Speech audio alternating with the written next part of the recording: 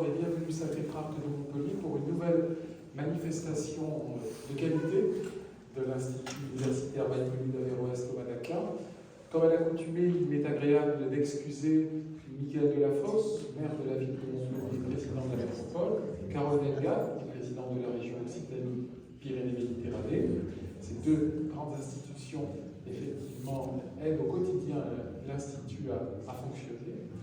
Excuser également le professeur Mireille Daslevel, président de l'Institut Maïmonide, et saluer les nombreux présidents d'associations institutionnelles, Charles Eddy, président délégué de notre institut, Florian Manciol, qui est présent, le père Luc Jourdan, qui est effectivement le président de l'association Chrétien et Culture, qui co-organise cette manifestation de ce soir, saluer le père Lucas Lambert également, et il est agréable effectivement de voir dans la salle de nombreux représentants du christianisme, du judaïsme également, voilà, frères aînés monothéistes réunis pour écouter et entendre l'éminent universitaire montpelliérain Pierre Schlegel. Alors, quelques jours après la journée d'études sur l'actualité politique et philosophique de Maïmonide, dans le cadre des 40 ans du jumelage Montpellier-Tibériade, une journée exceptionnelle pour laquelle sont intervenus tour à tour les universitaires David Lemler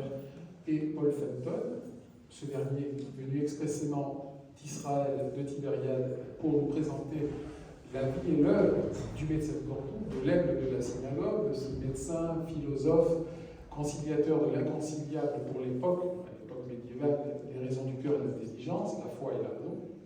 Pour ma part, j'étais intervenu pour présenter les liens ténus entre Montpellier et Maïmonide.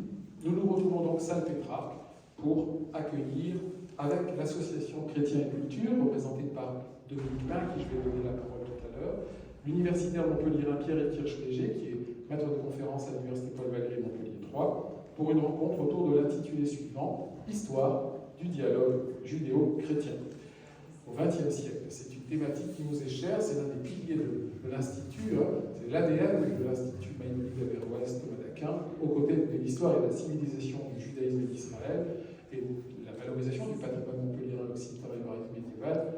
Nous n'avons de cesse que d'organiser des rencontres autour de la fraternité abrahamique.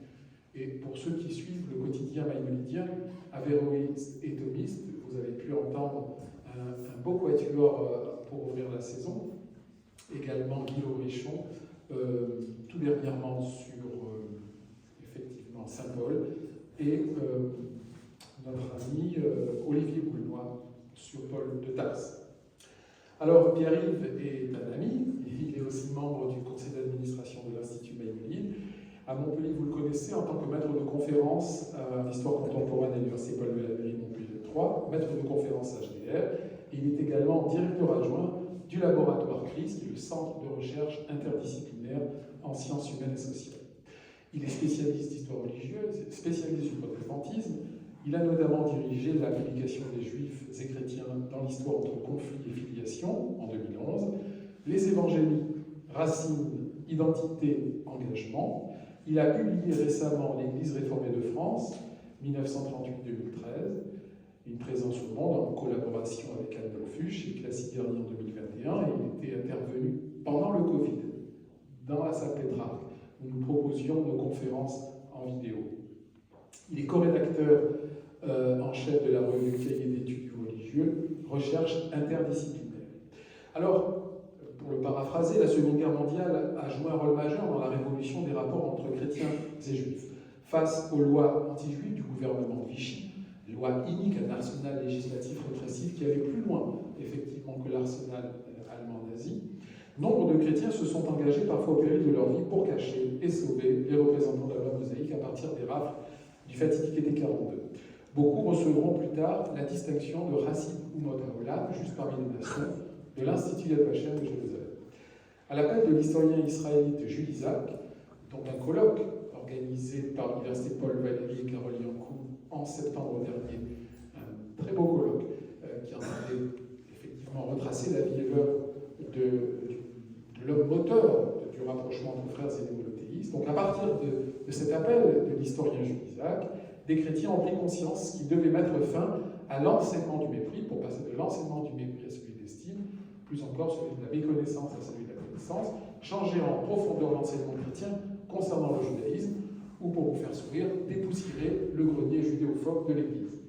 En février 1948, voit le jour, donc, à Paris, l'amitié judéo-chrétienne de France, autour de grandes figures du judaïsme telles que Edmond Flegg et le grand rabbin Jacob Kaplan, des catholiques tels Jacques Madol ou Henri Irénée Marot, des protestants Fadi Eidowski et Jacques Martin. Et le dialogue entre christianisme et judaïsme, entamé après la Seconde Guerre mondiale, donc, porte ses fruits à la fin des années 50, à la suite de leurs entretiens avec Jules Isaac, les souverains pontifs, effectivement Pie XII et Jean XXIII, vont supprimer dans la liturgie catholique du Vendredi Saint les termes ériques méprisants à l'égard des Juifs, ouvrant la voie à la déclaration Nostra Aetate, adoptée par le Concile Vatican II. Commence l'âge d'or du dialogue judéo-chrétien au niveau international, avant que le conflit israélo-palestinien ne vienne brouiller les positions. C'est tout ce parcours que va nous retracer notre ami universitaire montpelliérain Pierre-Yves Kirchléger. C'est un plaisir, c'est un honneur que de l'accueillir devant cette importante assemblée. Je vais lui céder la parole, non sans avoir au préalable effectivement donné le micro à Dominique Pain, qui est à l'origine de cette manifestation, aidé en cela par l'association Chrétien et Culture, et notamment Julie Amiato, qui a beaucoup œuvré pour cette soirée.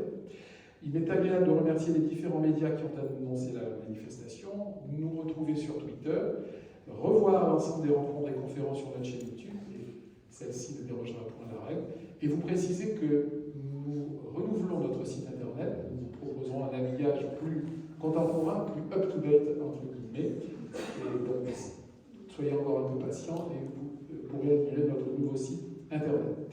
Voilà, je cède la parole à Dominique Pain, et puis ensuite nous écouterons et entendrons Pierre.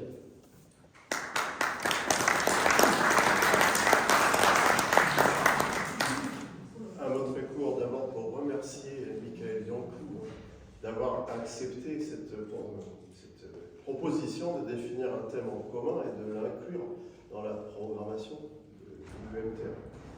Merci aussi à Pierre-Yves Kirchléger d'avoir accepté de nous exposer ce sujet du dialogue judéo-chrétien au XXe siècle, et si j'ai bien compris, vont être évoqués les acteurs de ce dialogue au XXe siècle, acteurs qui pourraient être inspirants pour nous. Dans ce XXIe siècle où prospèrent les antagonismes, les guerres d'agression, de destruction, les crimes de masse, les violences sous couvert de religion.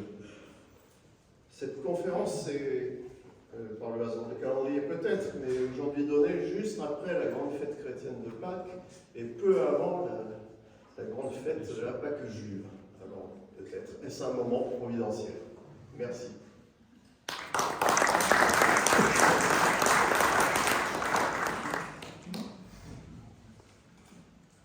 Mesdames et messieurs, bonsoir. Merci de votre présence si nombreuse.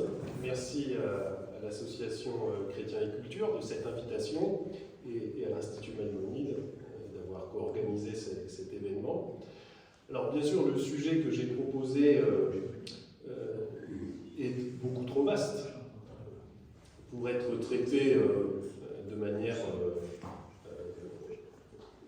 détaillée. Et donc ce que je vous propose, c'est évidemment un panorama, plutôt, je veux dire, des grandes étapes de ce dialogue judéo-chrétien au XXe siècle. Je précise également que je suis historien du christianisme, et c'est donc à partir de ce point de vue-là, évidemment, que je vais vous présenter cette histoire. Et j'essaierai de ne pas être trop long pour pouvoir ouvrir avec vous une discussion, un dialogue, ou en tout cas, vous puissiez réagir après mes propos. Alors, cette histoire du dialogue judéo-chrétien au XXe siècle passe par plusieurs étapes. Et avant, j'avais proposé dans le résumé, donc, que vient de lire Michael Yancourt, de démarrer à la Seconde Guerre mondiale. Et en fait, il m'a semblé qu'il était important de démarrer plus tôt, en présentant finalement la manière dont le discours des chrétiens sur les juifs a connu déjà une rupture majeure au début du XXe siècle. C'est ce qu'on pourrait dire la première phase du philosémitisme. Pendant longtemps, la théologie chrétienne a d'abord été celle de la substitution substitution, la théologie de la substitution, c'est-à-dire qu'on avance l'idée que l'Église chrétienne s'est substituée au peuple d'Israël dans la réalisation du plan divin de salut. Et donc l'Église peut désormais être appelée véritable Israël et remplace l'ancien Israël par la chair. L'ancien Israël qui a été châtié par la destruction du temple, par la perte de l'indépendance nationale et par la dispersion à travers le monde. Et c'est donc évidemment cette perspective théologique qui va, pendant des siècles, inspirer les chrétiens. Cette perspective qui a été mise en place par certains pères de l'Église dès les premiers siècles du christianisme, qui va bien sûr nier à Israël toute vitalité religieuse à partir du moment où le Christ est venu sur terre. Et c'est précisément à la fin du XIXe siècle et surtout au début du XXe siècle que cette perspective théologique traditionnelle va commencer à être bouleversée. C'est un mouvement nouveau qui apparaît au début du XXe siècle, qu'on va appeler le philosémitisme, et qui connaît un développement significatif, particulièrement dans les années 1920, et qui voit sa légitimité devenir de plus en plus grande, non seulement en France, mais aussi plus largement en Occident. Alors pour être plus clair encore, on pourrait dire que le philosémitisme représente alors une manière nouvelle d'envisager les Juifs. C'est bien sûr une variante adoucie de la théologie de la substitution, dans la mesure où on ne met plus l'accent sur les bénéfices de la conversion, où on met plutôt l'accent sur les bénéfices de la conversion juive au christianisme, plutôt que sur la malédiction qui serait inhérente au peuple juif, qui était jugé coupable de la mort du Christ. Donc vous voyez, c'est un certain renversement de perspective qui permet donc d'avoir les premiers rapprochements. Alors bien sûr, quand on parle de philosémitisme, il faut voir qu'il ne s'agit là que d'une première étape, et pour beaucoup de chrétiens, le juif est encore une sorte de chrétien inachevé. Quelqu'un qui s'est arrêté en quelque sorte au seuil du Nouveau Testament et qui n'a pas compris l'importance de la venue du Christ. Mais des hommes importants, des théologiens significatifs, vont trouver dans ce mouvement philosémitique une nouvelle matière à réflexion, et en particulier, ça va permettre de mieux mettre en valeur les racines juives du christianisme. Ça permet d'explorer, on pourrait dire, la spécificité juive dans l'histoire religieuse, et donc, évidemment, de promouvoir le dialogue entre chrétiens et juifs. Alors, je voudrais citer quelques acteurs de ce mouvement qui sont très liés à la ville de Lyon. La ville de Lyon où la Compagnie de Jésus est particulièrement développée. Il y a le Scholastica jésuite de Fourvière qui compte pour professeurs un certain nombre de personnalités qui justement s'intéressent à ce mouvement philosémite et contribuent à lui donner sa colonne vertébrale. On pourrait citer le père Victor Fontouanon, l'abbé Jules Montchanin, le jésuite donc Auguste Valensin, qui lui aussi contribue à s'intéresser à cette question-là, d'autant plus que lui a appris l'origine juive de son père, juste avant la mort de ce dernier et avant son entrée dans la Compagnie de Jésus. Alors évidemment, cette histoire personnelle le touche et donc lui fait réinterroger sa perspective de chrétien. Citons peut-être un théologien encore plus connu qui fait ses armes à cette époque-là à Lyon dans la Compagnie de Jésus, c'est Henri de Lubac. Et tout ce milieu, évidemment, particulièrement foisonnant, organise des rencontres, relie l'histoire religieuse à la lumière de cette nouvelle perspective. On peut citer également à Paris le foyer judéo-catholique de la rue Froidevaux, qui organise des conférences organisées, animées alternativement par un chrétien et par un juif. Ce foyer a pour ambition, je cite, de montrer aux juifs le vrai visage du christianisme, de conduire les chrétiens à réparer les péchés de l'antisémitisme par l'amour fraternel d'Israël. Et, bien sûr, tous ensemble, d'unir les membres des deux cultes en les faisant réfléchir à leurs textes sacrés communs. Donc on voit comment on a déjà, dans ces années 1920 et 1930, posé les bases de ce dialogue judéo-chrétien. Alors ces premières bases vont bien sûr être activées d'une manière tout à fait importante par les événements qui ont lieu en Europe, en Italie et en Allemagne. Alors bien sûr, je parle peut-être davantage de ce qui se passe en France, parce que ça nous permet de voir aussi les circulations des idées et des nouvelles. Alors, l'Europe des années 1920 et 1930 est marquée, vous le savez, par la montée des pensées totalitaires, en Italie d'abord, en Allemagne ensuite. Et les réseaux chrétiens sont particulièrement bien informés de ce qui se passe en Italie et en Allemagne. Ce sont des réseaux, bien sûr, personnels, des réseaux familiaux, des liens intellectuels, des liens théologiques, des organismes ecclésiaux qui s'échangent des informations, des conférences internationales qui ont lieu et qui permettent de rencontrer, les articles de presse qui sont traduits, bref, autant de canaux d'information qui permettent aux chrétiens en France, aux catholiques, aux protestants, de saisir peut-être avant d'autres Français les bouleversements qui sont apportés par l'arrivée des totalitarismes. Les chrétiens français en particulier ont de l'Allemagne nazie une connaissance particulièrement fine. Je prends l'exemple d'un jeune étudiant protestant en théologie, Roland de Pury, né en 1907, qui commence ses études de théologie à Paris, 1931-1932, et il va passer un semestre en Allemagne pour étudier dans des facultés de théologie. Le premier semestre de l'année 1933. Et qu'est-ce qu'il découvre? Il observe, bien sûr avec effarement, l'arrivée au pouvoir d'Hitler et la militarisation du pays à un rythme effréné. Voici ce qu'il écrit. Le pays entier n'est plus qu'une caserne. La TSF crache la moitié du jour ses marches militaires et ses chants patriotiques. De toutes parts, on ne voit que ça, que d'acier nazis qui se rassemblent et vont à l'exercice.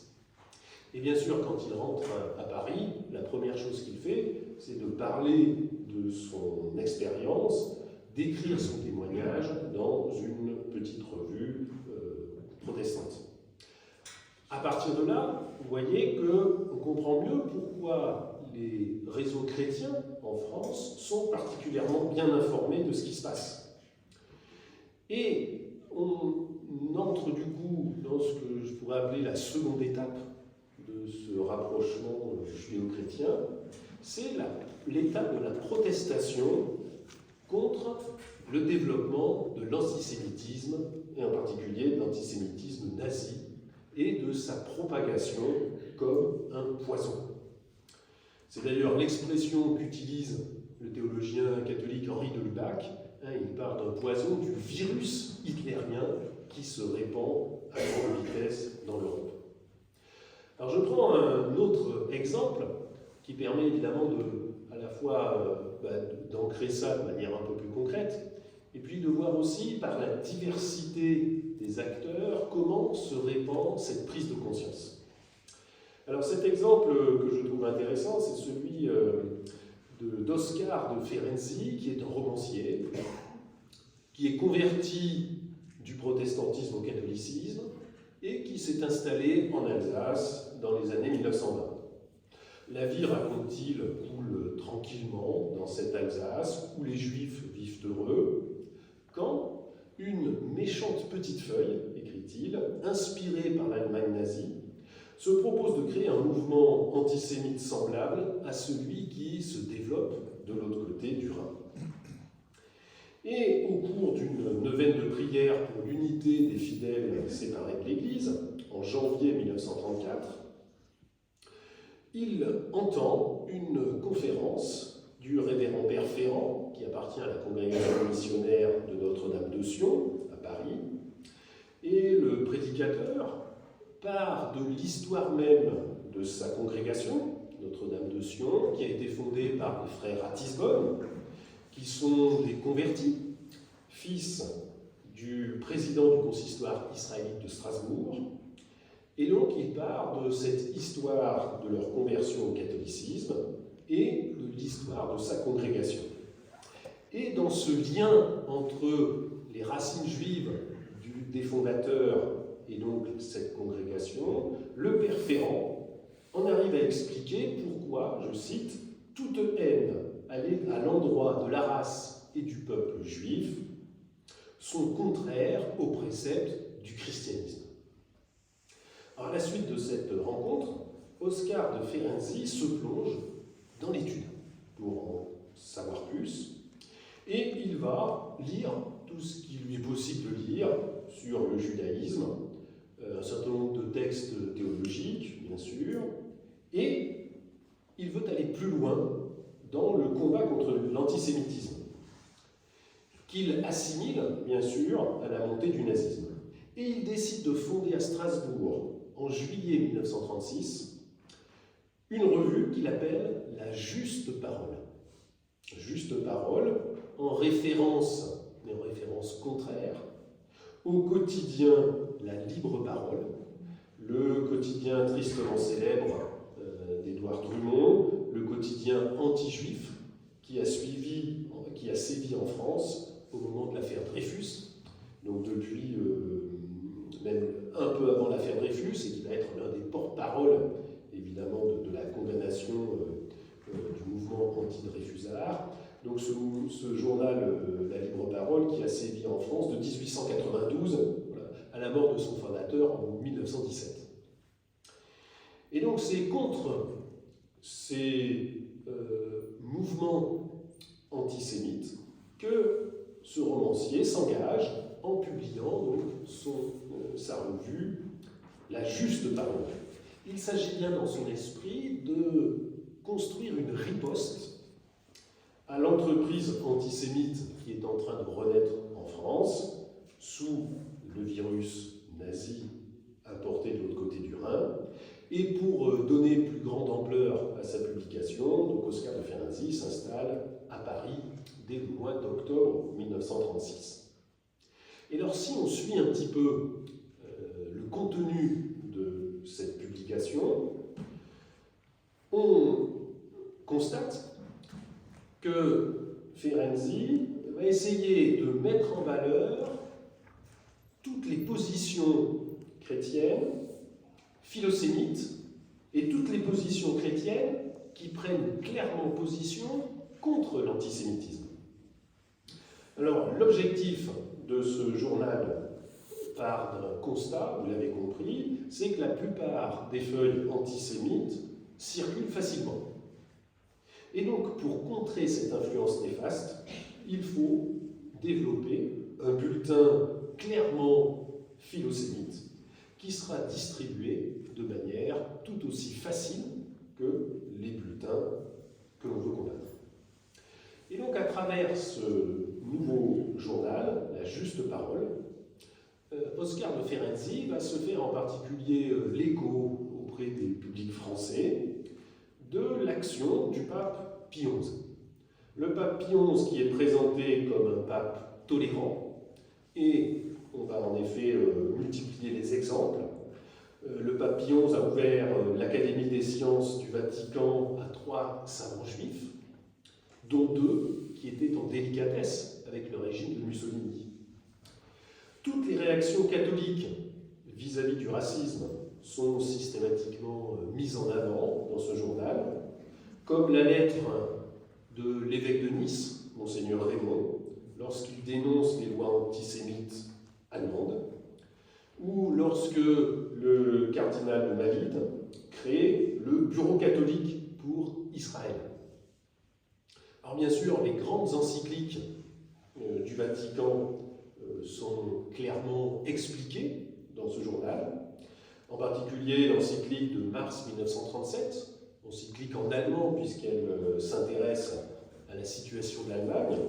Donc les encycliques portent en général le nom, on leur donne le nom des premiers mots par lesquels elles commencent. Donc c'est l'encyclique Mitbrennender Sorge sur la situation de l'Église catholique dans l'Empire allemand, et l'encyclique Divini Redemptoris sur le communisme athée.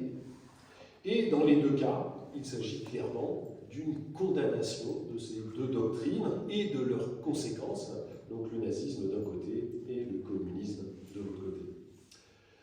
En 1938, le journal La Juste Parole continue à tracer l'action de Pie XI contre le racisme, en particulier en soulignant que le Saint-Siège a résumé dans un texte connu sous le nom de Syllabus contre le racisme un ensemble de propositions qualifiées d'absurdes et condamnées.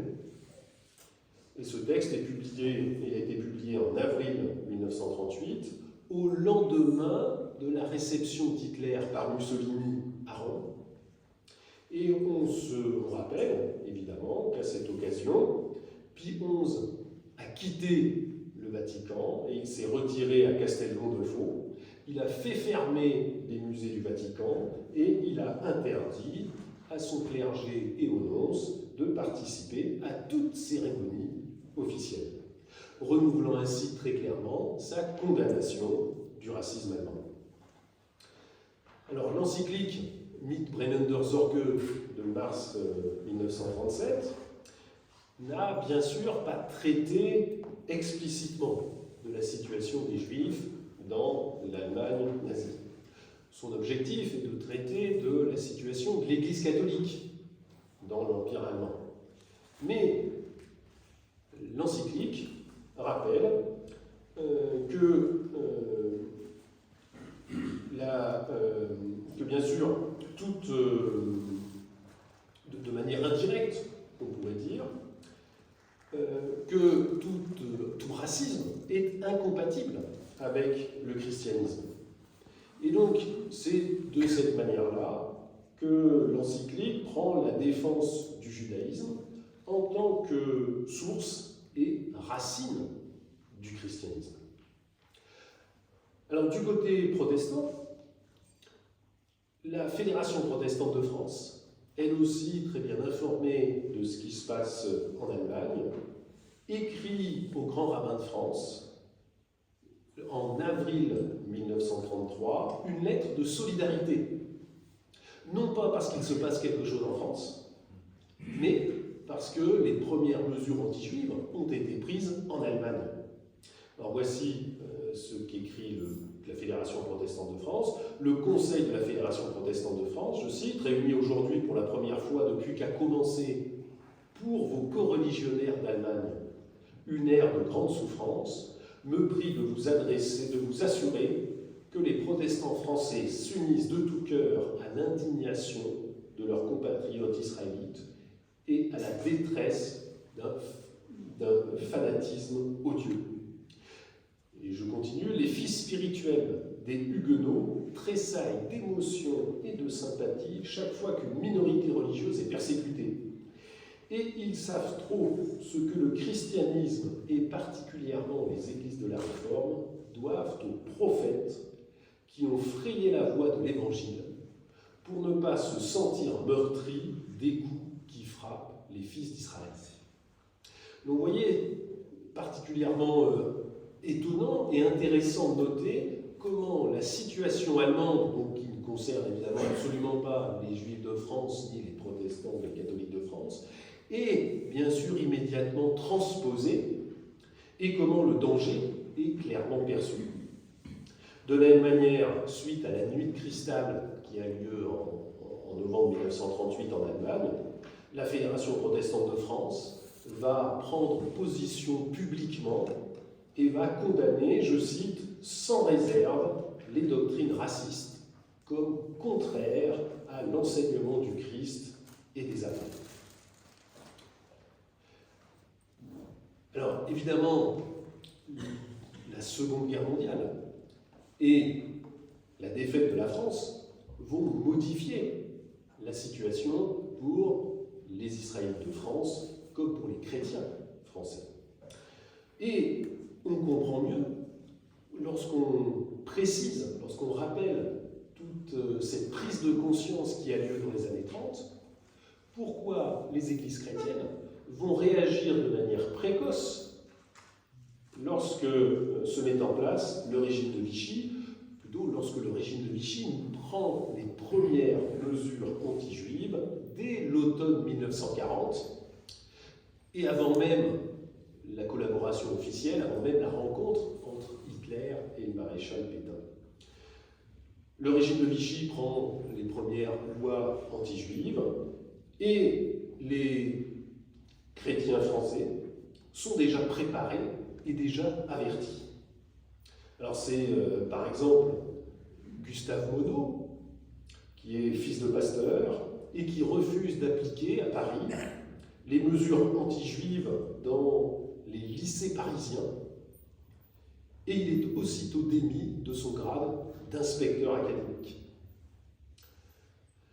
Alors bien sûr, cette prise de conscience précoce ne veut pas dire que toutes les églises vont s'engager de manière officielle ou publique. Et on sait qu'il y aura des débats, non seulement en interne, mais aussi en externe, non seulement à l'époque, mais aussi postérieurement, et des débats parfois rétrospectifs, qui n'ont pas toujours compris la difficulté de la situation dans laquelle se trouvaient les chrétiens pendant la Seconde Guerre mondiale. Alors, pour comprendre la spécificité française, il est intéressant de comparer nos pays voisins. Si je prends l'exemple des églises protestantes, aux Pays-Bas, les églises protestantes vont s'élever publiquement contre l'expulsion des Juifs de la fonction publique. Et elles demandent l'abrogation immédiate de ces mesures. Et leur déclaration est lue dans tous les temples réformés des Pays-Bas le dimanche 27 octobre 1940. C'est ce qu'on appelle la posture confessante, c'est-à-dire une posture de protestation publique.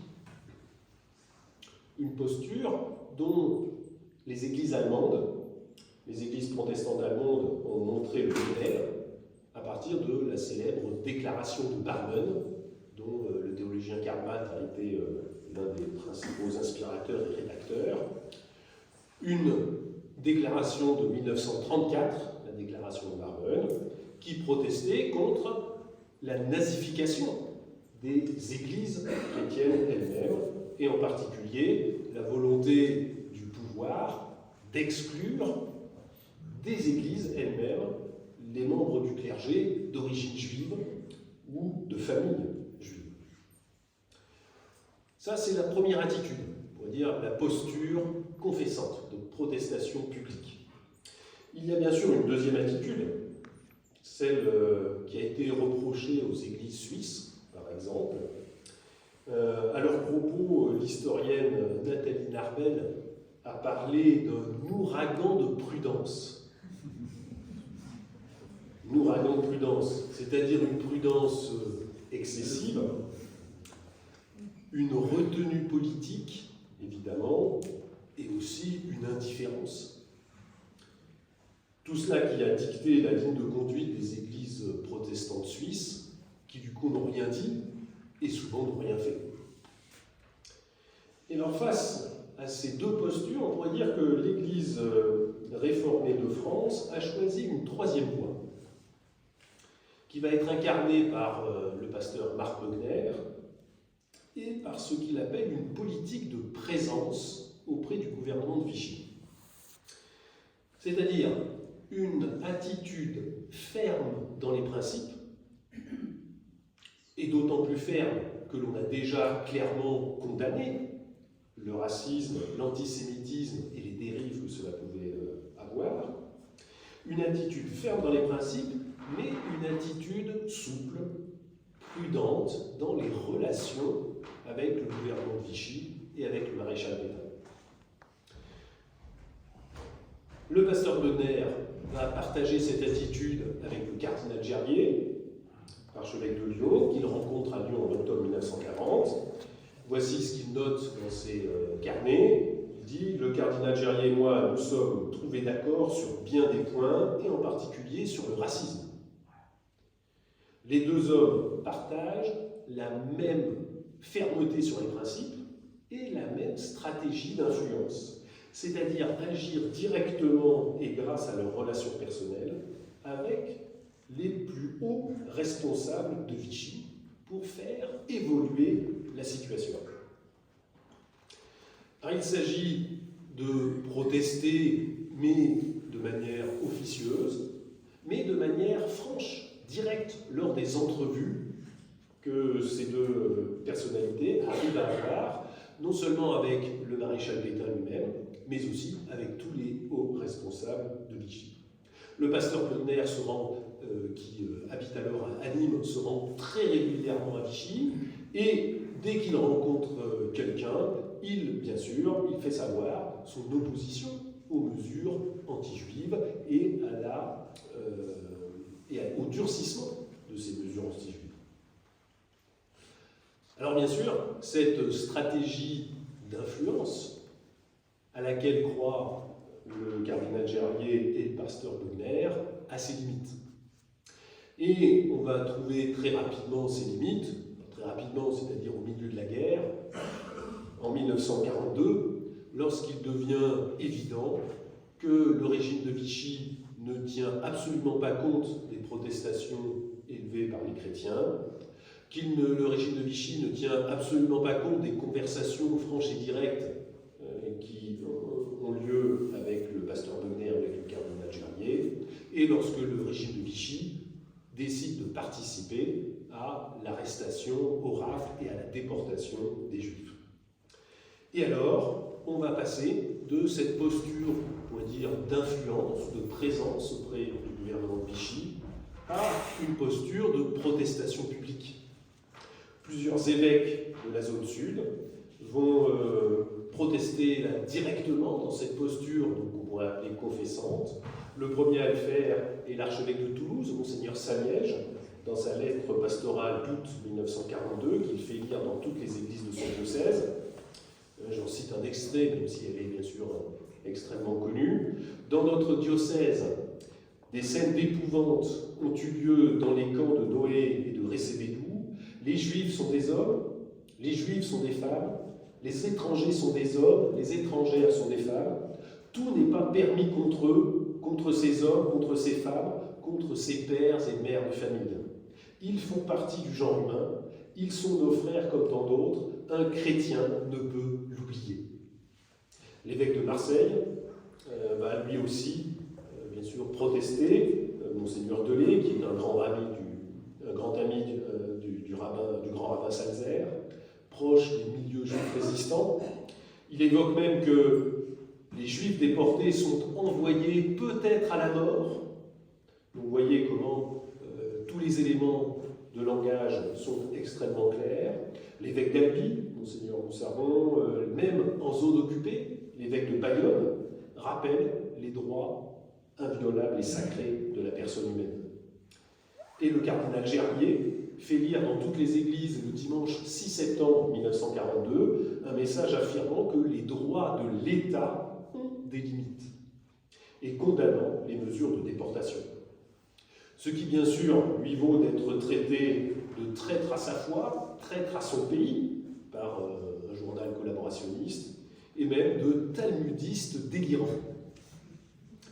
De la même manière que le pape avait été traité de pape des Juifs, de Judenpapst, lorsqu'il avait lorsqu'il avait quitté Rome en 1938, au moment de la visite d'Hitler. Du côté protestant, je ne développe pas, mais on va avoir la même protestation publique en deux étapes. D'abord, dès septembre 1941, à travers un texte qui est assez célèbre, qu'on appelle les thèses de Pomerol, et qui dénonce clairement l'antisémitisme d'État. Et puis après, par la prise de position officielle du pasteur Communaire et de l'Église réformée de France, dans ce même été 1942. Et après les prises de parole, les chrétiens entrent dans l'action, mais le temps d'action, c'est bien sûr le temps aussi de la clandestinité, c'est le temps des chaînes de solidarité, dangereuses, donc elles doivent être silencieuses, et c'est pour ça qu'à partir après l'été 1942, les églises ne protestent plus, elles agissent pour sauver, comme elles peuvent, des milliers de vies. Et le grand nombre de médailles de Juste parmi les nations qui seront remis après la guerre, précisément à des religieux, à des religieuses, à des pasteurs, à des croyants engagés, témoignent bien sûr de cette immense solidarité secrète. Alors la guerre passée, évidemment, tout est remis en cause dans la compréhension même du dialogue judéo-chrétien. Et on passe bien sûr à une nouvelle étape, où l'après-guerre pose de manière tout à fait différente, mais de manière impérieuse, la question du dialogue entre juifs et chrétiens. Et cette interpellation, ce nouveau dialogue entre juifs et chrétiens, il va avoir deux moments importants, deux interpellations importantes. C'est d'abord la grande conférence qui est réunie à l'été 1947 dans le petit village suisse de Seelisberg, une grande conférence théologique internationale, interconfessionnelle, qui réunit 70 personnalités de 17 pays, qui est une conférence informelle, mais qui adopte une motion finale extrêmement importante, en 10 points, qui est une première charte des relations judéo-chrétiennes. Je vous lis le premier point. Rappelez que c'est le même Dieu vivant qui nous parle à tous, dans l'Ancien comme dans le Nouveau Testament. Le point 2, rappelez que Jésus est né d'une vierge juive, de la race de David et du peuple d'Israël, et que son amour éternel et son pardon embrassent son propre peuple et le monde entier. Bon, etc., etc. Donc 10 points de ce qui devient évidemment la charte de Seelisberg. Et dans le contexte français, c'est l'action majeure de l'historien israélite Jules Isaac, qui publie un livre en 1948 qui s'appelle « Jésus et Israël », un livre extrêmement important et d'autant plus poignant que ce livre a été mûri à travers la persécution qui a touché bien sûr Jules Isaac et surtout qui lui a fait perdre son épouse et sa fille. Et c'est un texte qui va avoir une très large audience, puisque dans cet ouvrage, Jules Isaac remonte vers les textes bibliques eux-mêmes pour les discuter et pour en dénoncer les interprétations traditionnelles. Il entend ainsi démonter l'antijudaïsme chrétien dans ses racines. Par exemple, l'accusation de déicide, traditionnelle dans la théologie chrétienne, qui pèse sur le peuple juif depuis le procès de Jésus. Et tout cela dans une visée pédagogique, puisque l'objectif de Jules Isaac, c'est de transformer le regard.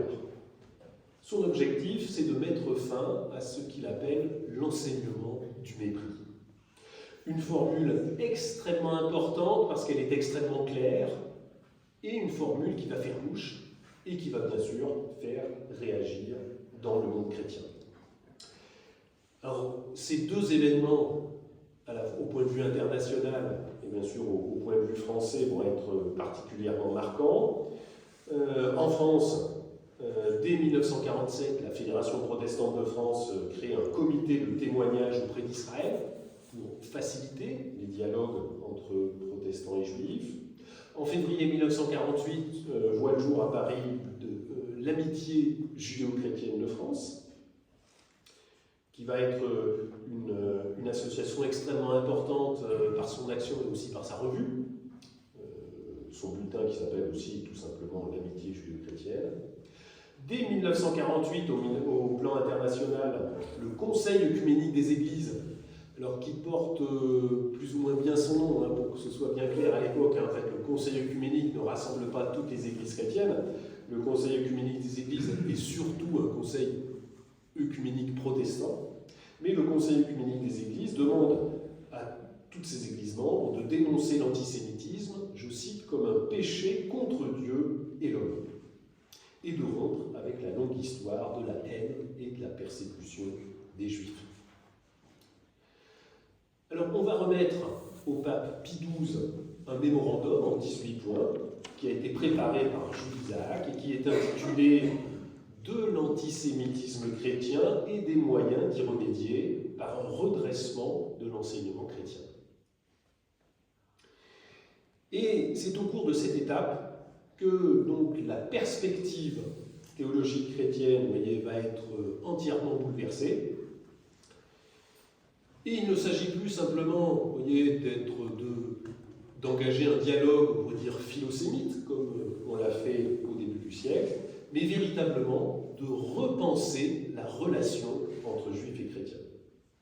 Alors cela passe aussi par des symboles, mais qui sont beaucoup plus que des symboles, bien sûr. Le symbole est toujours un élément qui traduit une rupture majeure. Au Vatican est créée en 1948 la Commission pour la réforme liturgique. Et cette réforme liturgique connaît une première transformation en 1955,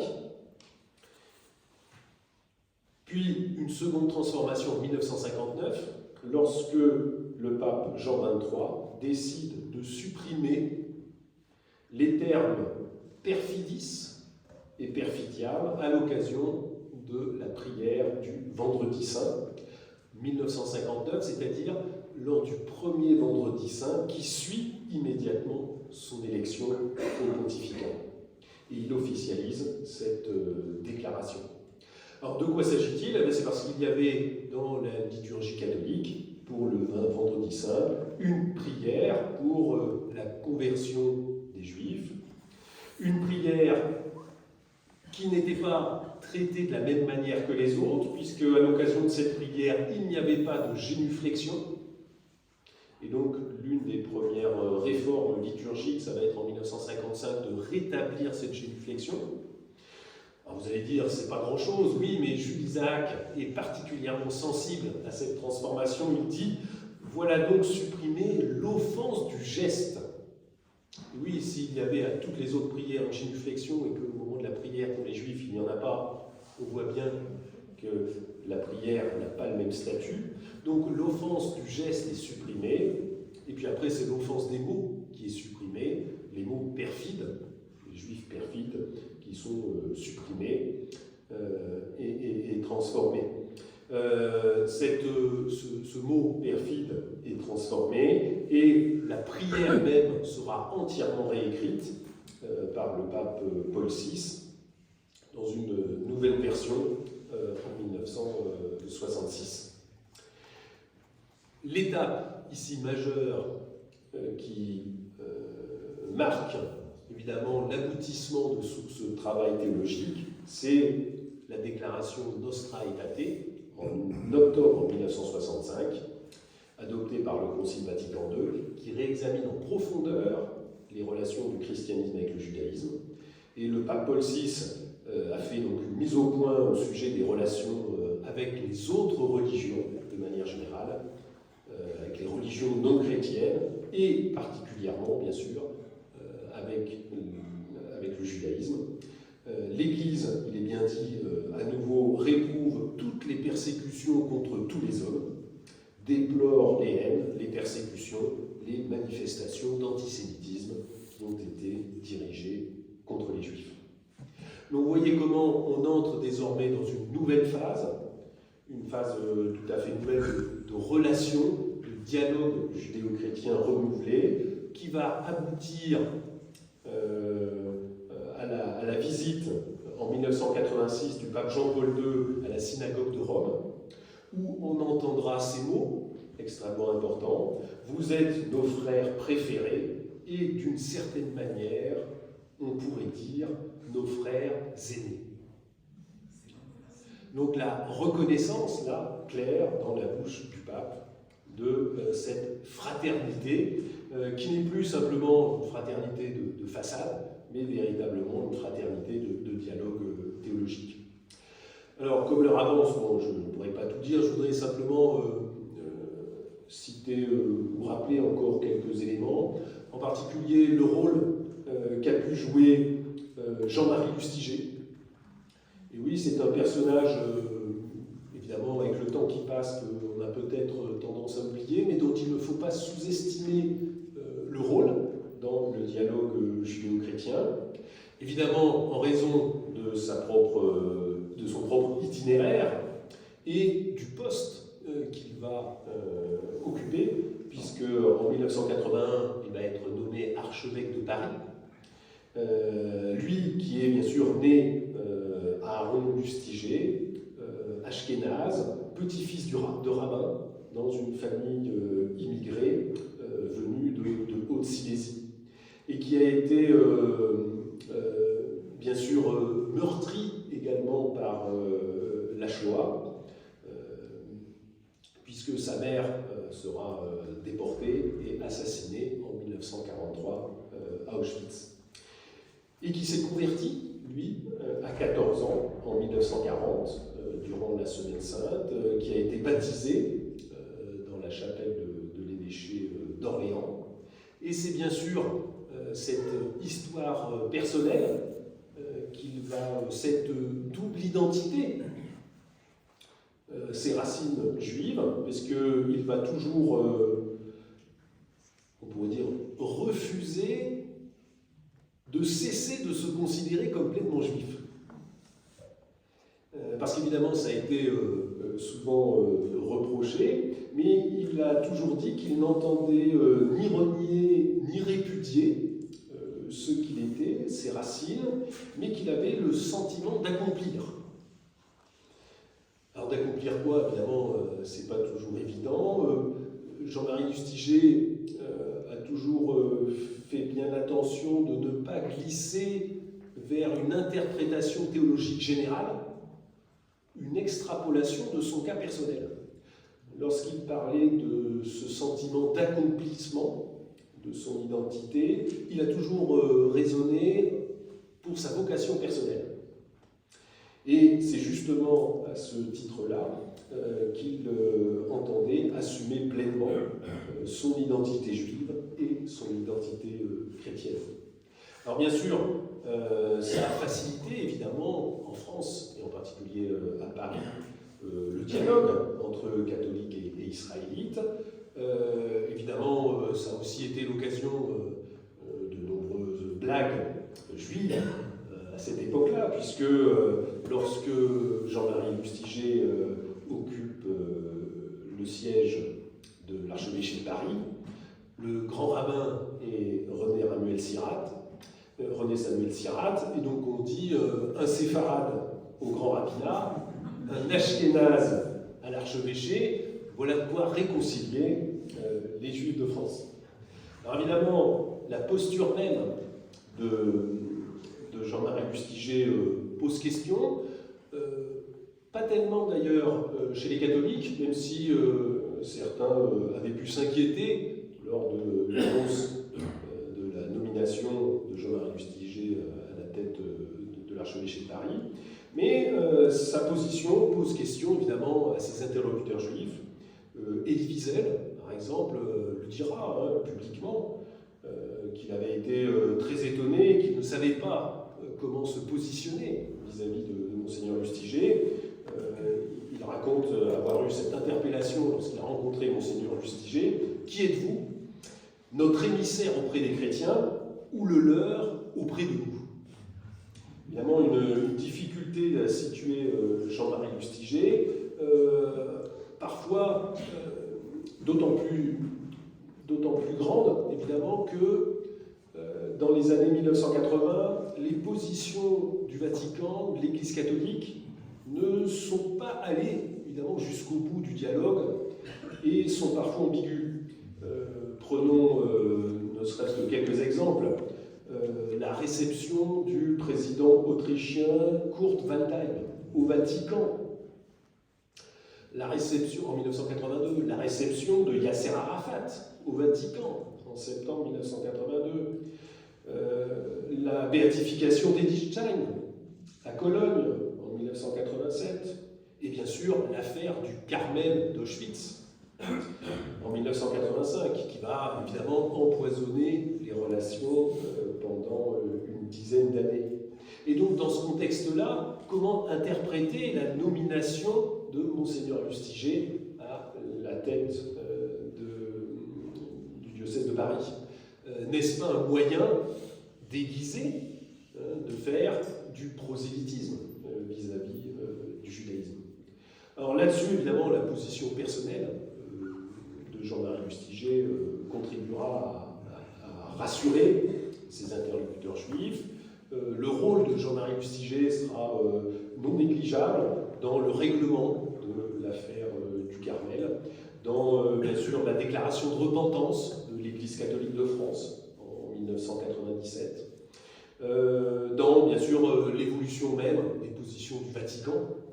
Et après ces affaires qui ont envenimé dans les années 1980 les relations entre juifs et catholiques, on pourrait dire que les années 1990, elles, sont les années de la clarification, en particulier avec la reconnaissance diplomatique de l'État d'Israël par le Saint-Siège en 1993, la déclaration de repentance de l'Église catholique lors de son grand jour du jubilé de l'Église universelle en 2000, et puis bien sûr la visite de Jean-Paul II en Israël en 2000, et le message qu'il va glisser dans un interstice du mur des lamentations.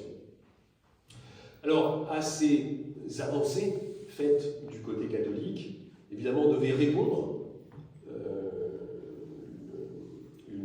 une avancée du côté juif, et c'est la célèbre déclaration d'Abrou Emet, signée par 170 intellectuels et théologiens juifs américains en 2000, justement, en septembre 2000, quelques semaines après le voyage du pape à Jérusalem. Du côté des églises protestantes, de la même manière, les années 2000 sont importantes. Au niveau européen, les églises protestantes européennes vont adopter en 2001 un texte intitulé « Église et Israël », un document qui commence là aussi par une repentance et qui se clôt par une demande de pardon et qui fait le point sur 50 ans de dialogue et qui veut en tirer les conséquences. Et pour en tirer les conséquences, donc 10 ans plus tard, à nouveau, la communion des églises protestantes en Europe, qui est une instance de dialogue entre églises protestantes au niveau européen, rappelle avec force les éléments fondamentaux sur lesquels désormais se fonde le renouvellement des relations avec le peuple juif, c'est-à-dire, et très clairement, la reconnaissance des racines juives de la foi chrétienne, la reconnaissance du lien indissoluble entre l'Église et Israël, bien sûr la reconnaissance du rôle central de l'État d'Israël pour le judaïsme, tout en s'efforçant en même temps d'appeler à une résolution juste du conflit au Proche-Orient. Alors cette question du conflit au Proche-Orient, je n'ai pas le temps d'en parler, on pourra peut-être en discuter après, donc je passe dessus. Évidemment, la reconnaissance de la co-responsabilité, de la culpabilité chrétienne dans la Shoah, un point extrêmement important. Et enfin, on rappelle évidemment l'incompatibilité de la foi chrétienne avec l'antisémitisme et toutes les formes de haine envers les Juifs. Alors, l'année 2015 sera aussi une année importante, puisqu'on commémore le 50e anniversaire de la déclaration Nostra Aetate. Et donc, ce sera la remise par le grand rabbin de France, Raïm Corsia, au cardinal André XXIII, cardinal archevêque de Paris, de la déclaration pour le jubilé de fraternité à venir.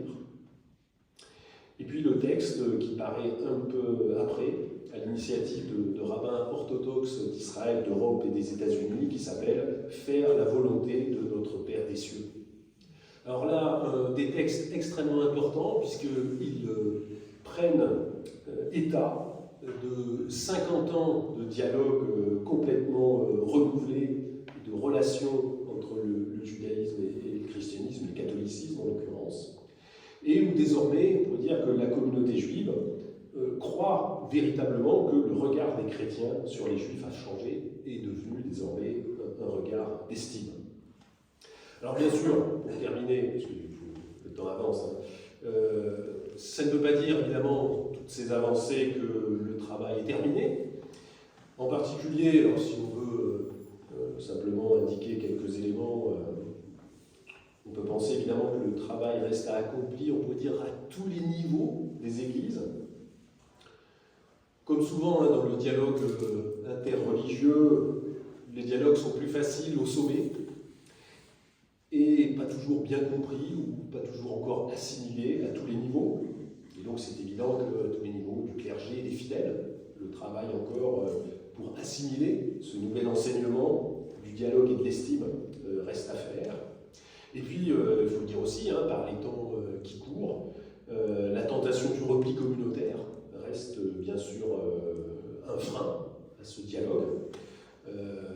Mais dans ces contextes, évidemment, les conflits politiques, en particulier le conflit israélo-palestinien, ne doit jamais faire oublier, je pense que c'est là-dessus l'attitude des églises est extrêmement claire, ne doit jamais en faire oublier que les relations entre juifs et chrétiens ont été entièrement bouleversées au XXe siècle et qu'elles se caractérisent désormais par une attitude d'ouverture et par le refus sans cesse réaffirmé de toutes les doctrines de haine que l'on voit malheureusement toujours ressurgir en Occident comme ailleurs. Voilà, je vous remercie.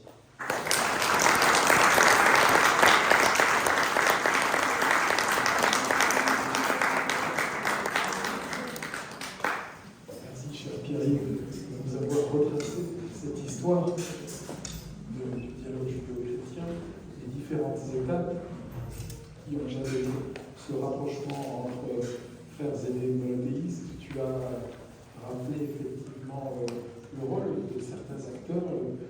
René Samuel Sirac, qui est d'ailleurs à l'origine de la fondation de l'Institut Maïmonide, il a été l'un des premiers à œuvrer au moment de la guerre pour un rapprochement judéo-chrétien. Le cardinal Lustiger, nous avons eu la chance, peu avant sa disparition en 2006, de l'accueillir salle Molière de l'Opéra Comédie pour une rencontre mémorable. On n'avait pas filmé malheureusement, on n'a pas de traces visuelles de cette belle soirée.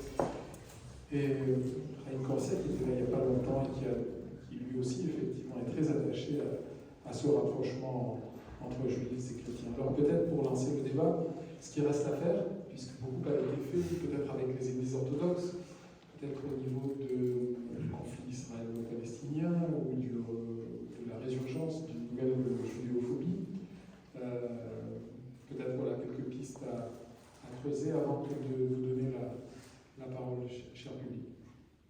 Si M. Pam s'y dire un mot après.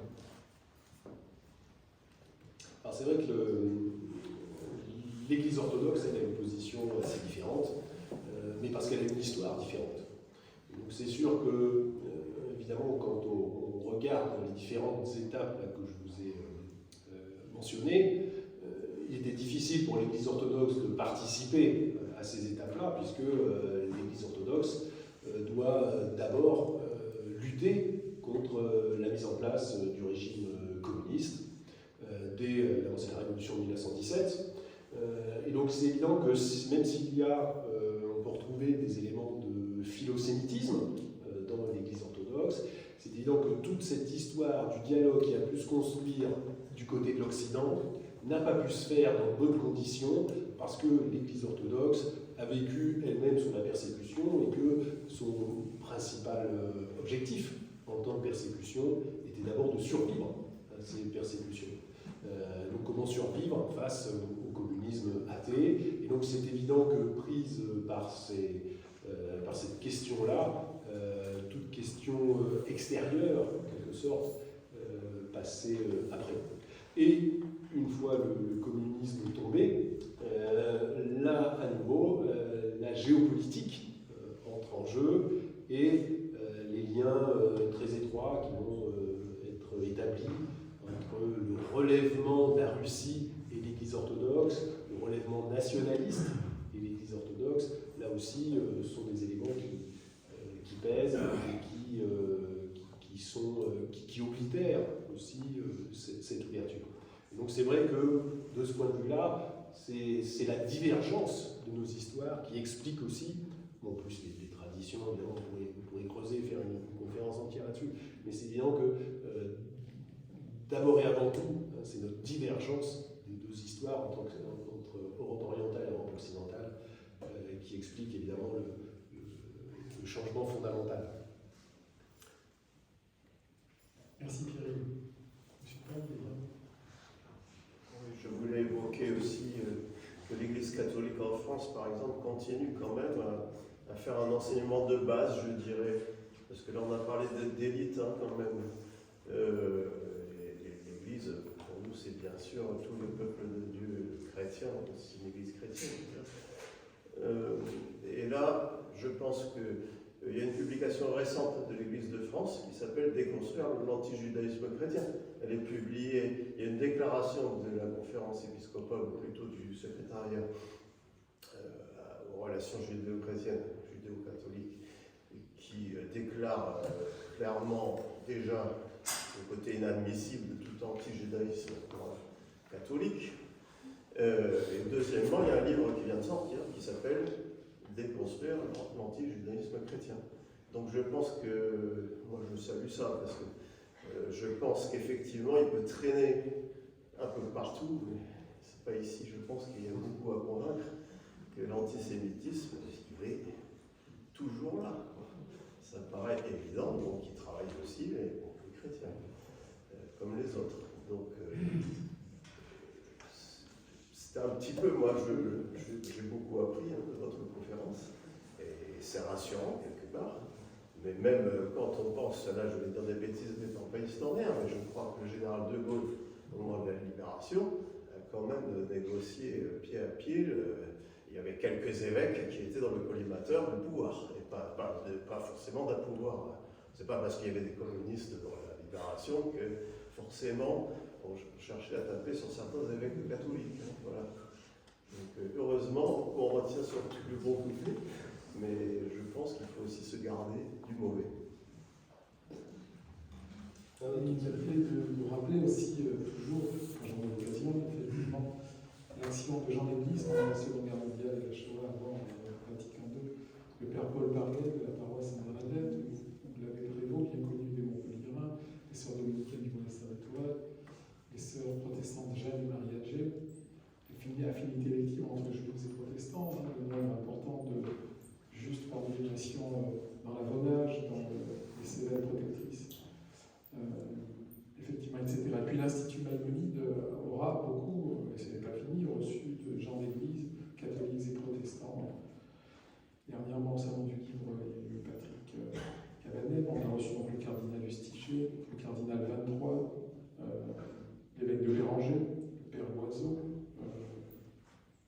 Dominique Chevalier, Monseigneur Touligny, Monseigneur Carré, Monseigneur Tomaso, je l'ai dit, et effectivement le père Lucas Lambert, qui vient du 7-16 qui a beaucoup œuvré aussi au sein de l'Institut Manuelin, etc.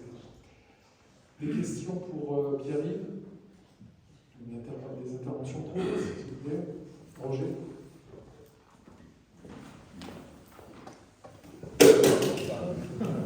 Désolé. Est-ce qu'il marche encore? Oui, Bonsoir, merci à Pierre. marche plus.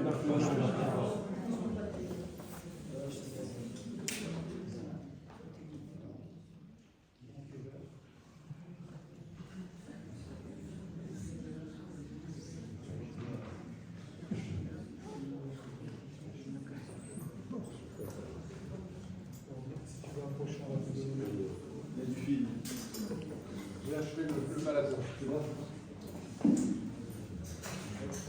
Oui, celui-là marche. Oui, tout d'abord, merci à Pierre-Yves pour cette belle communication. Ça me donne l'occasion également de saluer Dominique Pain, ami et voisin de Castelnau. Alors, Michael évoquait le chemin, le travail qu'il reste encore à faire. Et moi, je me posais cette question par rapport à un point précis sur la notion effectivement le peuple juif, un peuple déicide. Est-ce que, de votre point de vue, les choses sont suffisamment claires, clarifiées sur ce point? Et j'illustre mon propos avec une remarque particulière. On a été amené donc produire des clips pour déconstruire les clichés antisémites. Et notamment, on a traité d'un sujet qui était le peuple juif est un peuple déicide. Et moi, j'ai observé que donc on a posté ces clips sur les réseaux sociaux. Et sur ce point, donc le peuple juif est déicide, il y a encore beaucoup de commentaires et de contestations, d'incompréhension. Donc voilà, c'est ma question.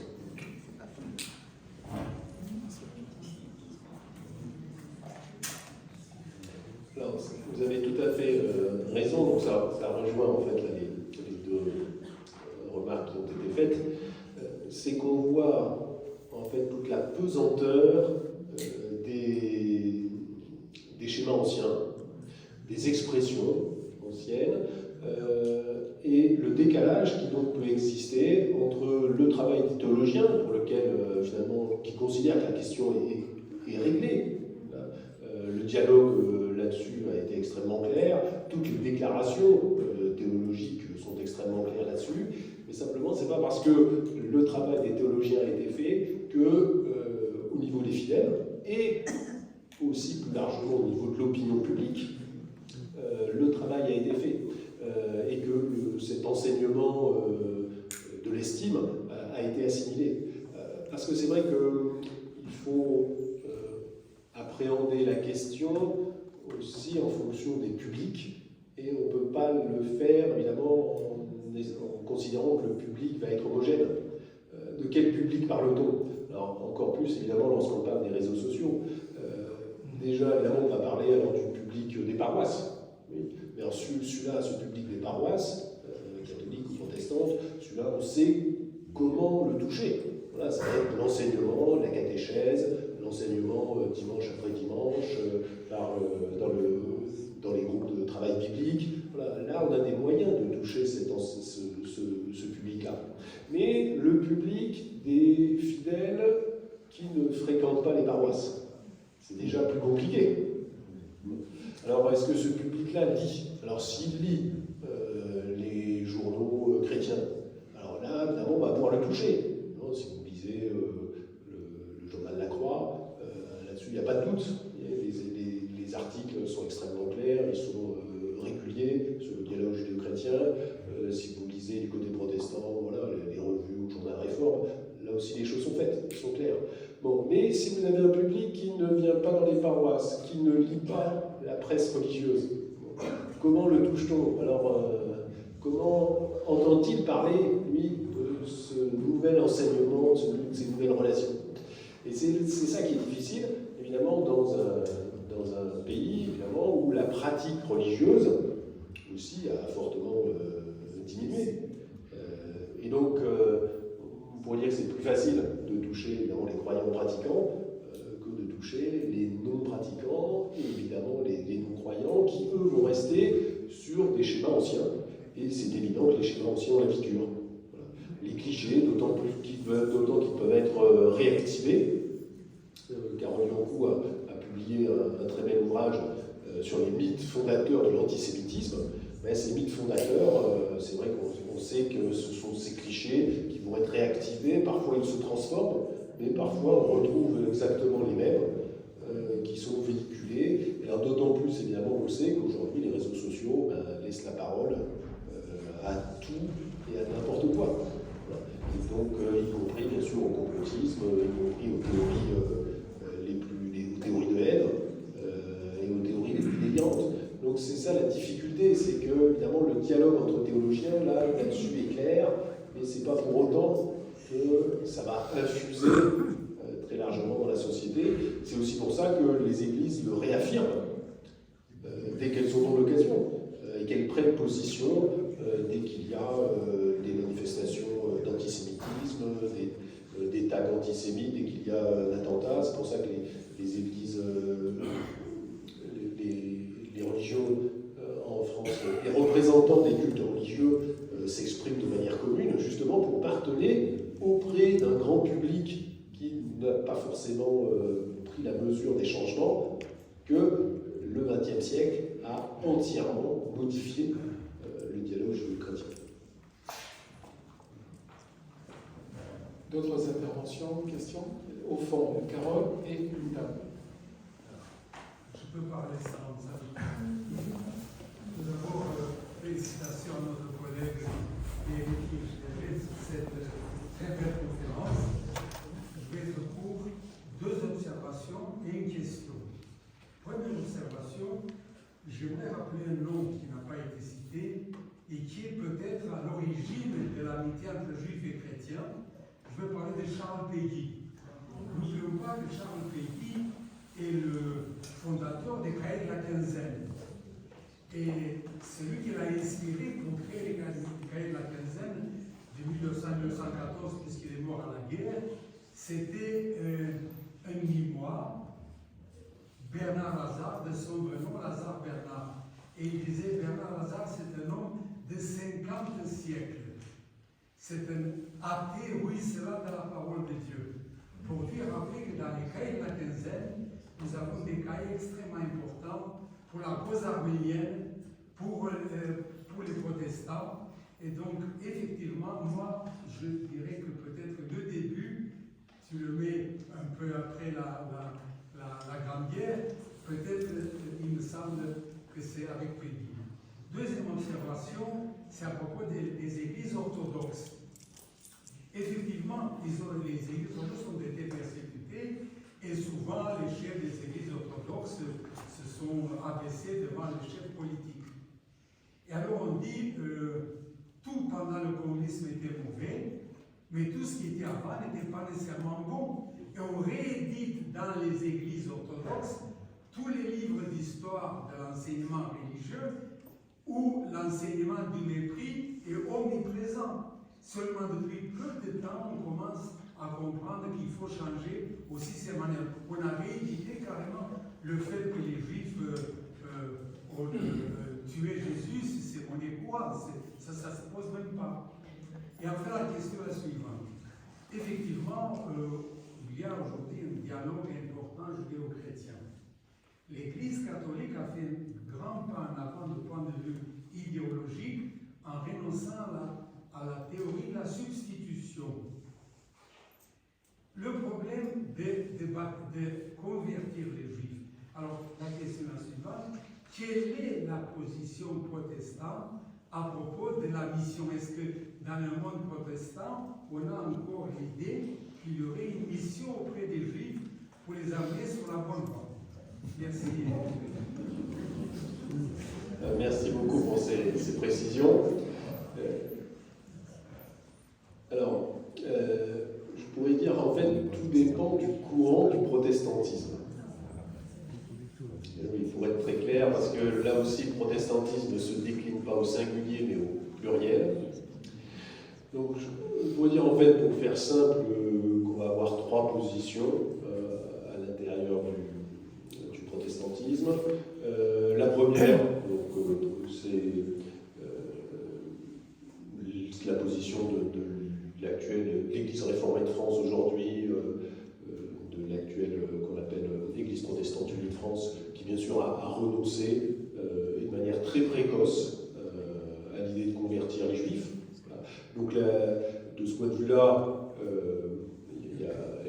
ça a été un des éléments très précoces dès les années 1950, où, il faudrait que je vous retrouve ça, je l'ai noté, mais où la prière qui est faite pour les Juifs est aussi une prière pour leur sauvegarde, voilà. Mais vous voyez dans la vision, évidemment, qu'on sort des persécutions, et ce n'est pas du tout une prière pour leur conversion.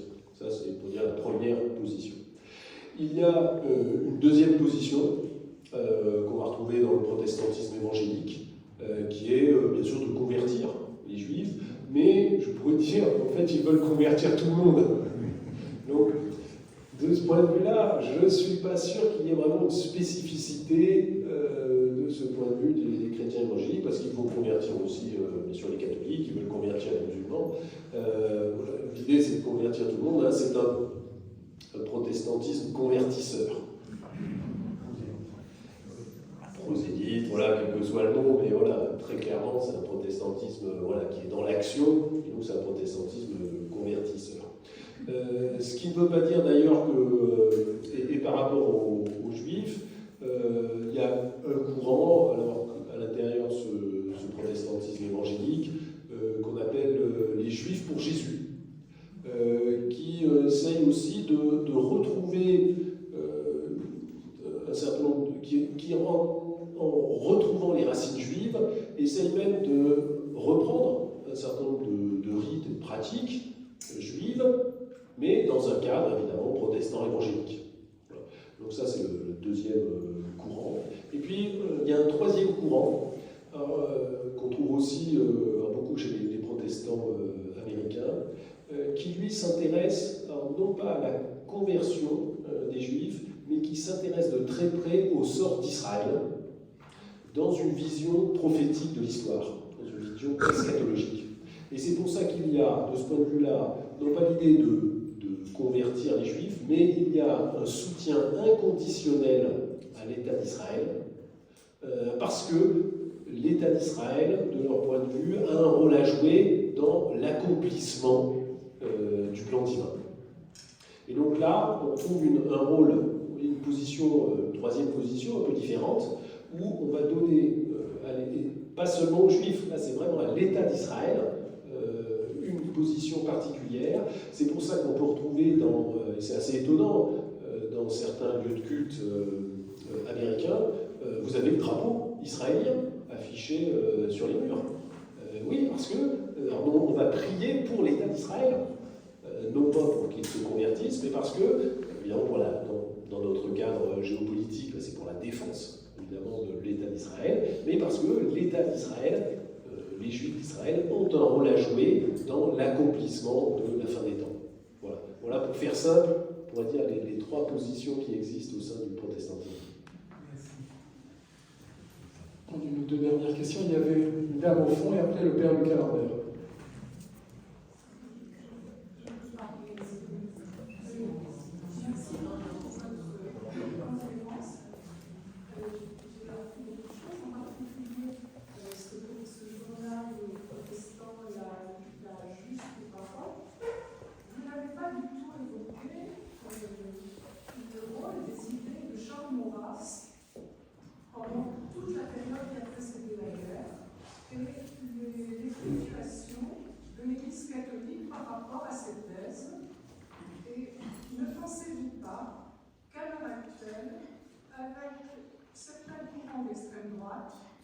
On retrouve quelques thèses de Maurras qui pourraient être ressuscitées dans certains milieux catholiques. Et donc l'antisémitisme. Alors évidemment c'est une excellente question. Et pour y répondre, en fait, peut-être on fera la distinction entre la position très claire de l'Église catholique et puis les positions individuelles que peuvent avoir certains catholiques. Évidemment, et on ne peut pas rejeter sur la responsabilité du vote individuel, évidemment, sur une institution. Alors bien sûr, de ce point de vue-là, l'Église catholique a clairement condamné, et elle le fait, là-dessus elle va être très claire dans la condamnation de l'Action française, donc du mouvement de Charles Maurras, dans la condamnation de l'antisémitisme, comme je l'ai rappelé. Là-dessus, le Vatican a été très clair. C'est la première condamnation formelle, c'est 1928, de l'antisémitisme en tant que tel. L'Action française a été condamnée en tant que telle jusqu'avant,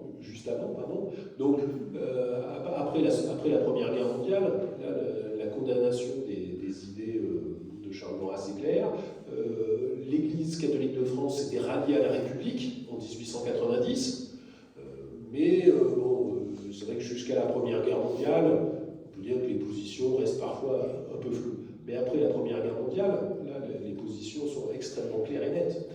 Simplement, évidemment, ça n'empêche pas qu'à titre individuel, certains croyants peuvent continuer à avoir des idées de haine. Et donc là, tout le travail, c'est bien sûr en réaffirmant tout le travail de l'institution ecclésiale, c'est en réaffirmant clairement ses positions, c'est bien sûr d'enseigner, de faire passer son enseignement auprès de ses fidèles. Et donc là-dessus, évidemment, c'est un travail de longue haleine, comme on l'a dit, et c'est tout l'hiatus entre les positions très claires des églises et puis les choix que les individus peuvent faire au moment où il faut mettre un bulletin dans l'urne.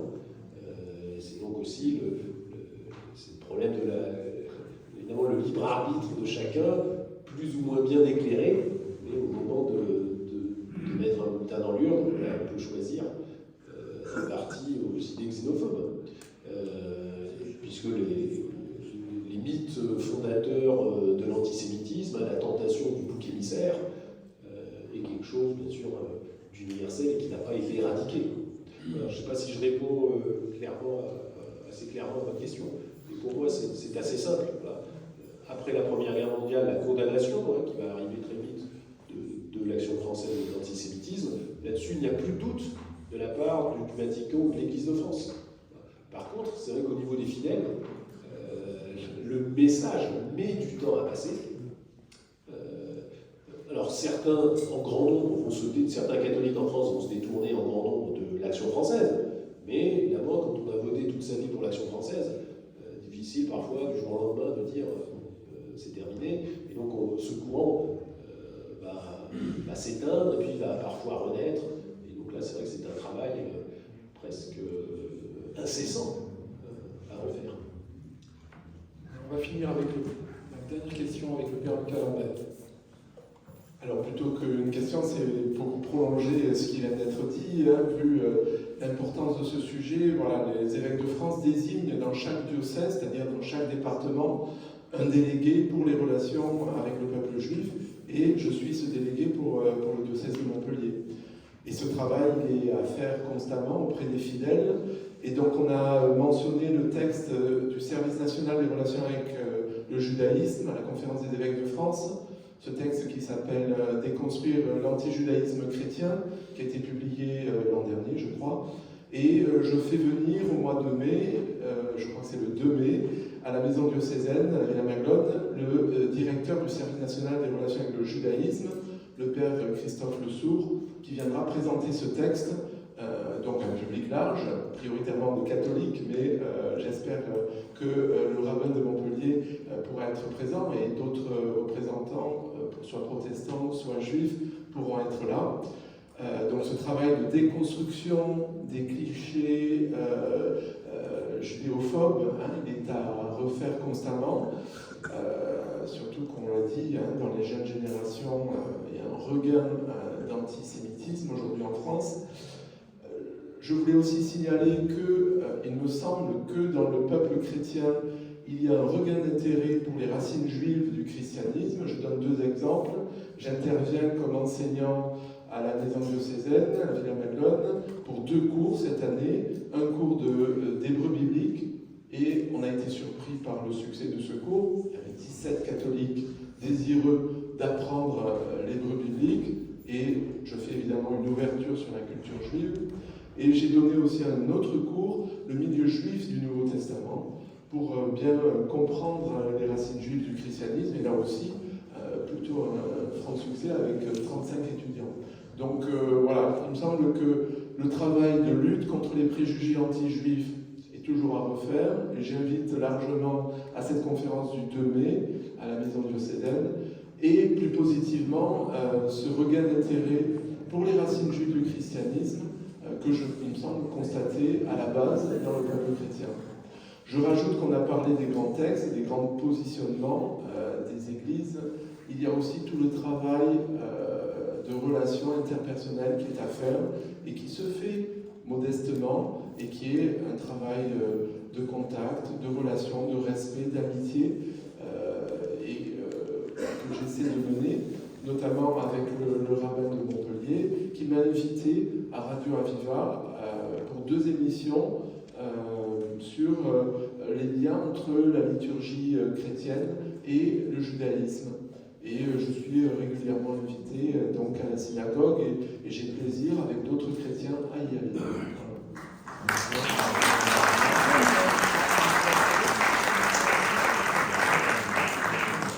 Merci mon père effectivement pour votre engagement. J'ai une affectueuse pensée pour Lucette Cesnet qui vous a précédé il y a une vingtaine d'années, qui était d'ailleurs dans le conseil d'administration de l'Institut et qui a été l'une des premières à œuvrer effectivement au quotidien pour un rapprochement entre juifs et catholiques. Comme on n'est plus au Moyen-Âge, la question de savoir qui est le verrou Israël entre Ecclésia et Synagoga, la fraternité est retrouvée, vous l'aurez compris, grâce à Pierre-Yves. 2 événements importants pour ce mois d'avril, 2 collaborations qui se sont rajoutées pour notre institut. Ce vendredi, donc, pas à la salle Guillaume de Nogaret, j'enverrai un rectificatif demain, mais à la Maison des Relations Internationales, nous recevons le 5 avril, donc ce vendredi, la conférence annuelle Raphaël Lemkin, processus génocidaire, génocide et prévention, dans le cadre du 30e anniversaire, la 30e commémoration du génocide des Tutsis, connaissance et reconnaissance de l'histoire du passé au présent, que nous organisons donc avec l'équipe de recherche processus génocidaire, génocide et prévention. Et si vous nous faites l'amitié d'être présent, vous retrouverez l'Université Paul Valéry avec Anne Fraisse, Annie Casso, Anne Fraisse qui est présidente de l'UPV, Annie Casso qui est docteur en études théâtrales, mais également Marcel Cabanda, Vincent Duclerc, Chantal Morel, Éric Soriano ou encore Sébastien Cotte. Donc ce 5 avril de 18h à 20h à la Maison des Relations Internationales et le dimanche 14 avril à 18h dans cette salle Pétrarque avec le Centre culturel Jules Simone Veil, nous accueillerons la journaliste du Point Nora Bussini qui dialoguera avec le journaliste écrivain Raïm Mouzikante autour du wokisme, le véritable visage du wokisme à l'occasion de la parution de l'ouvrage de Nora Bussini, Les Nouveaux Inquisiteurs. Voilà pour le programme du mois d'avril post-Pascal. Merci à Pierre-Yves et à très bientôt.